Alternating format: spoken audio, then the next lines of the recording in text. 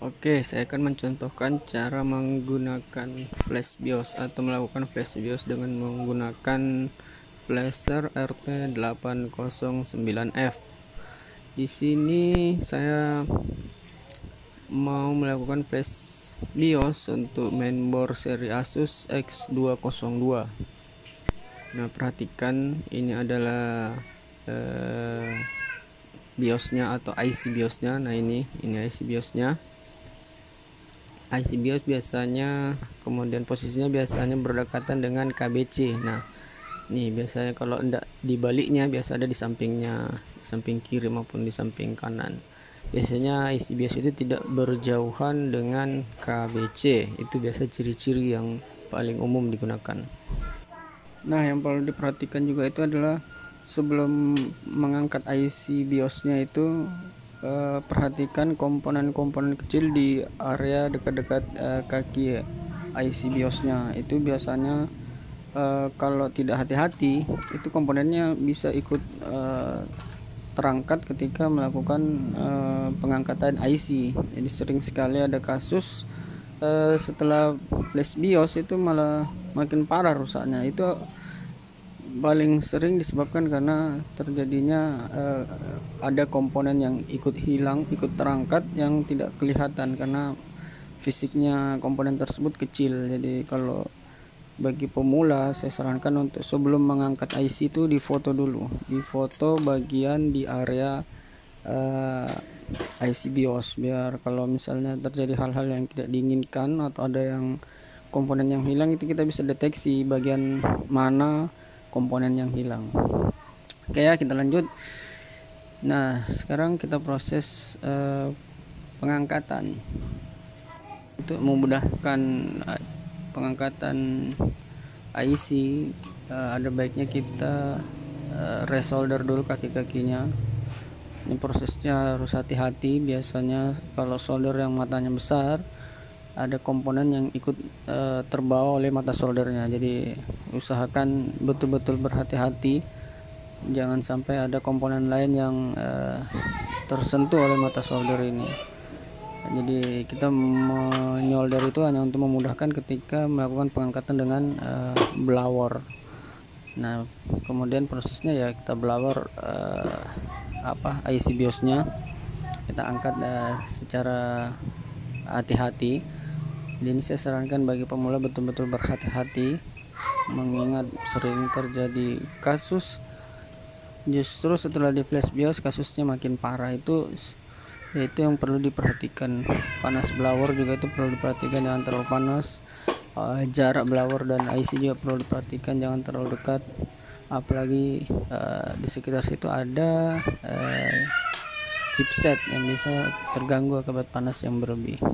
Nah, kalau saya biasa menggunakan penutup seperti ini biar tidak terganggu komponen-komponen lain, atau jika ada bahan plastik di sekitarnya itu bahannya itu tidak menghitam atau rusak akibat panas dari blower. Oke, sekarang kita angkat IC BIOS-nya.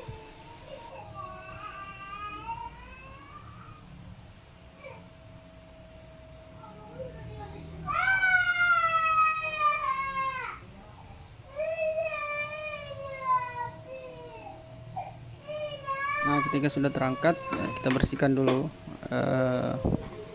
IC-nya, kaki-kaki yang utama, karena itu biasanya ada flux yang menempel. Jadi ketika dipasang di flashernya, IC-nya tidak terbaca. Kita bersihkan dengan menggunakan thinner. Thinnernya juga jangan thinner sembarang ya, beli thinner yang super, yang terbaik lah, thinner terbaik. Kalau saya biasanya thinnernya Super A+. Oke,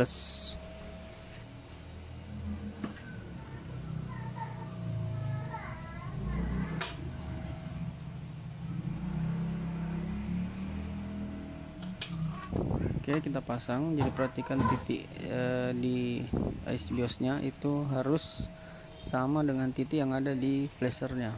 Nah,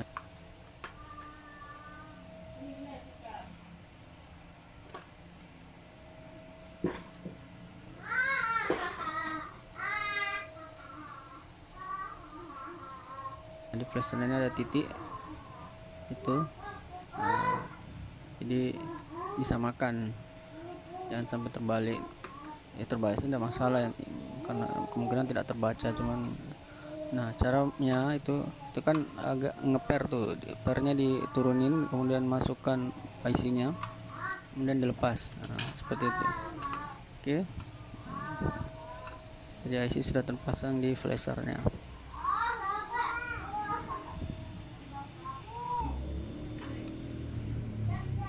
Oke, pasang kabelnya di laptop, kemudian kita buka aplikasinya.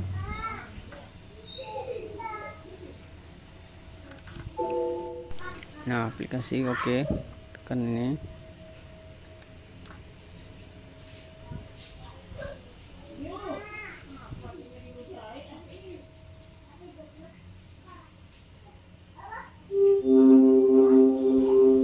Oke saja, cancel saja kalau ada download begitu, boleh di cancel.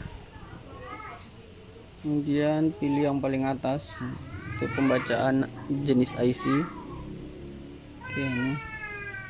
Nah, pilih yang paling atas, pilih menu paling atas, biarkan sampai selesai pembacaan. Nah, kalau ada error seperti ini biasanya IC tidak terbaca dengan baik. Jadi kita bersihkan kembali, kita cabut kembali IC-nya, kita cabut.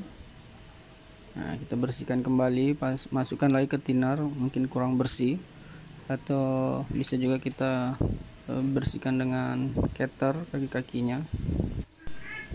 Oke, masih belum bisa terbaca ya. Sekarang kita bersihkan, kita gunakan cutter, mungkin fluxnya agak menempel, jadi kita bersihkan kembali dengan thinner.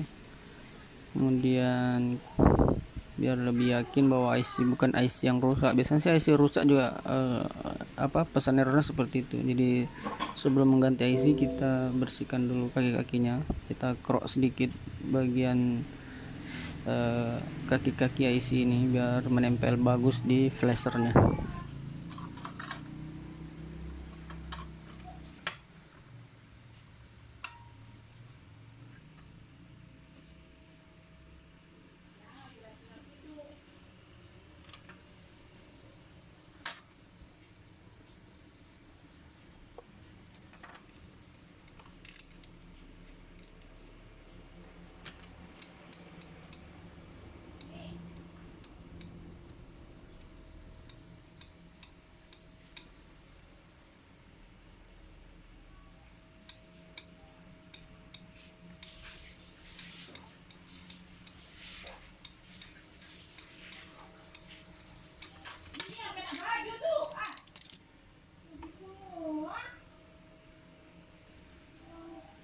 Nah, setelah kita bersihkan, kita pasang ulang, kemudian kita tes kembali.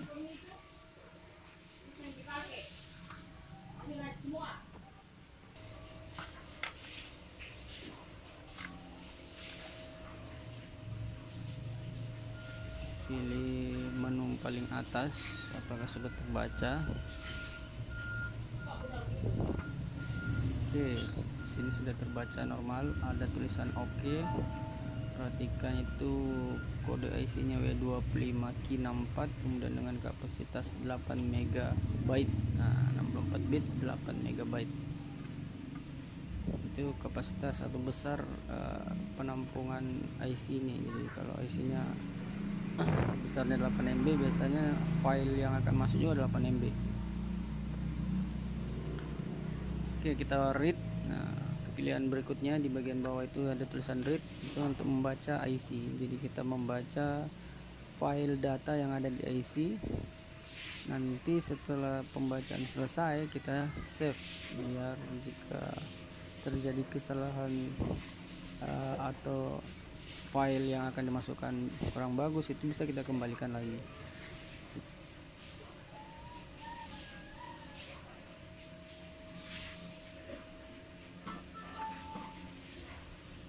Ini kita save dulu file aslinya, file original dari IC ini, dan kita simpan. Nah, ini kita simpan. Nah, terserah kita buat folder tertentu, folder sendiri yang tidak kita lupa. Kita simpan saja di salah satu folder yang ada di drive kita.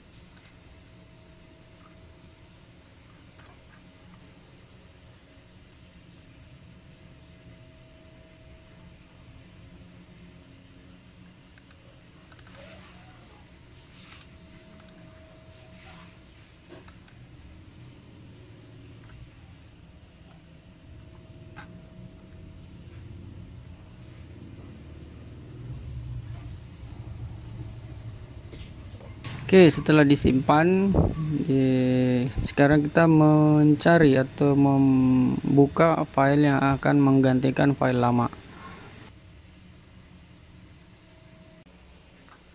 Kita tekan menu open, kita pilih di mana tempat kita menyimpan file kita. Nah, setelah kita menemukannya, kita klik saja file yang akan dimasukkan ke IC BIOS tersebut.